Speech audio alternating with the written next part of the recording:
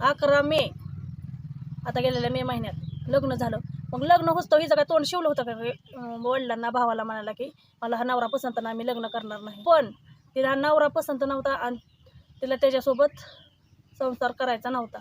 म्हणून तिनं प्लॅन आखला तिच्या त्या प्रियकराने, राजीवनी आणि सोनमनी. त्यानुसार तिनं नवऱ्याला म्हणली मला हनीमूनला आपल्याला जायचं आहे. आणि हनीमूनला कुठे गेली? मेघालयला. खूप मेघालय लांब आहे. ती फिरल्यानंतर 3 पोरं त्या राजीवनी तिच्या प्रियकराने हायर केली होती त्याला मारायला. पोरांनी मोका बघितला, 3 दिवस त्याच्या पाठला करत होती, पण त्यांना मोका गावत नव्हता. माणसं असायची, गर्दी असायची. आता मोका बघितला, तिथं कुणी नव्हतं आणि बायको हाय जवळ आणि त्याच्या मानावर त्या कुऱ्हाडीनं ठोकं टाकलं 2-3.